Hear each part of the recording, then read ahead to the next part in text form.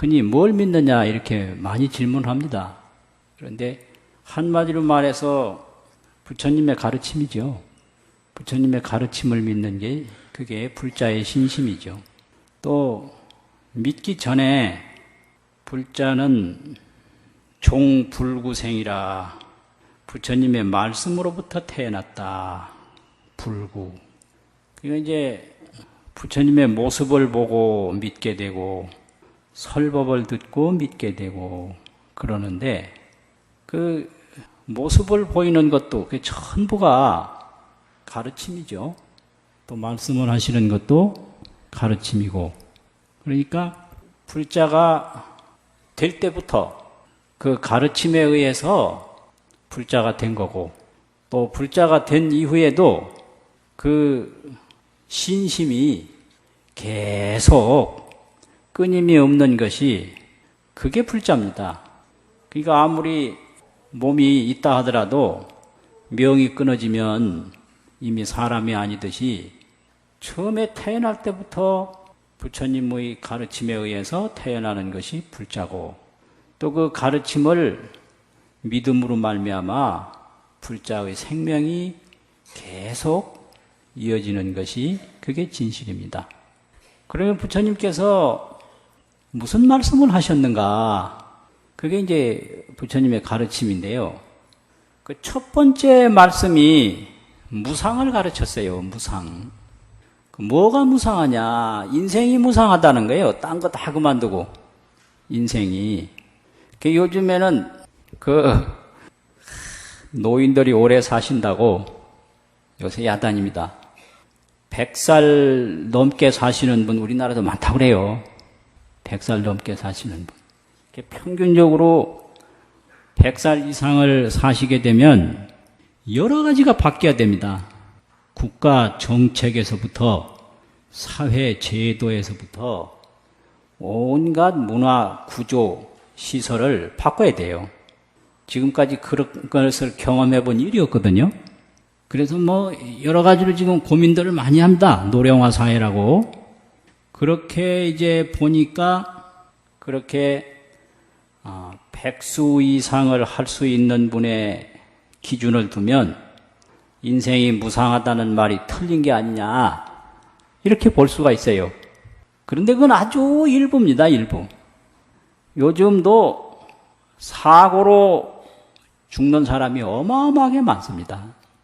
인생 전체를 봐야 됩니다. 이게. 인생 전체를 보면 그냥 불의의 세상을 떠나는 사람이 얼마든지 있고요.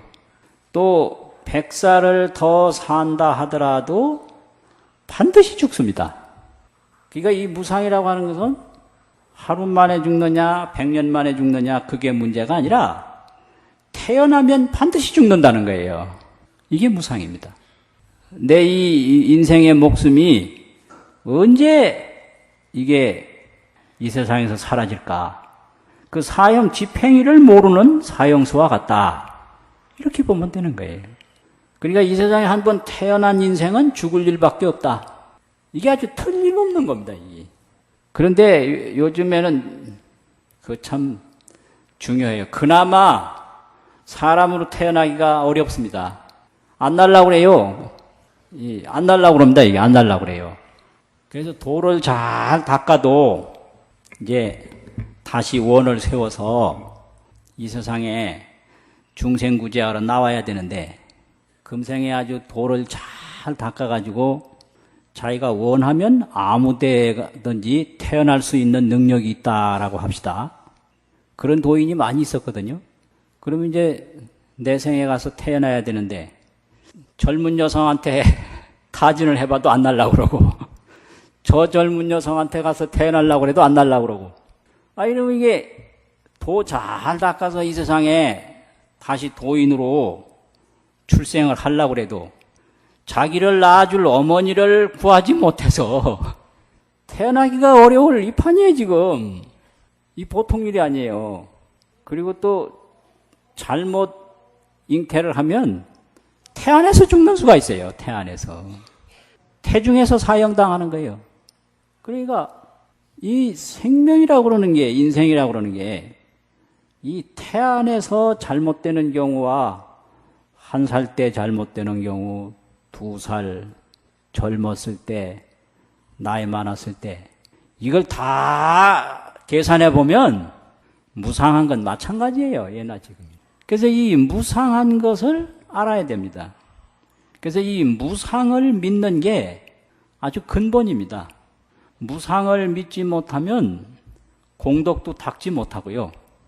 도에 대한 해탈에 대한 열반, 성불에 대한 생각을 낼 수가 없습니다. 그래서 도인들이 왜 도인 됐느냐? 무상만 깊게 알면 도는 저절로 되는 거예요. 도가 안 되는 이유가 무상을 못 느끼니까 이 생명에 집착을 해요. 여기에 딱 집착을 해서 요걸 가지고 영광을 누리려고 그러고 요걸 가지고 권리를 자꾸 얻으려고 그러고 이 몸을 중심으로 모든 계획을 짜는 거예요. 그러니까 뭐 해탈이니 무슨 공덕이니 이런 거는 들어갈 수가 없습니다. 그래서 서가모니 부처님도 도 닦을 마음을 낸 것이 생로병사를 아주 늙어서 병들어서 죽는 것을 철저히 느꼈을 때 세상의 모든 미련이 싹 가셔버렸거든요. 그게 이제 무상에 대한 신심입니다. 그런데 우리 중생들은 무상이라는 이야기를 들어도 그렇게 절실하게 믿질 못해요. 설마 내가 죽겠나? 설마 내가 그렇게 빨리 늙겠나? 이래서 그 자기 몸에 대한 애착이 워낙 강하니까 몸을 믿는 마음이 엄청나거든요. 그래서 이게 부처님의 가르침에 접근하기가 아주 어렵습니다. 그런데 이 무상이라고 하는 건 정말로 절실한 문제입니다. 요즘도 보면요, 갑자기 세상 떠나는 사람이 얼마든지 있거든요. 뭐 어떤 분은 아이 데리고 학교에 무슨 행사장에 갔다가 학교 운동장에서 그냥 갔어요. 누가 그 학교 행사장에 가서 못 돌아올 줄 어떻게 알았겠습니까? 그래서 무상을 이야기할 때 초로 인생이라고 그랬죠. 풀 끝에 이슬과 같다. 초로 인생이라 이랬단 말이죠.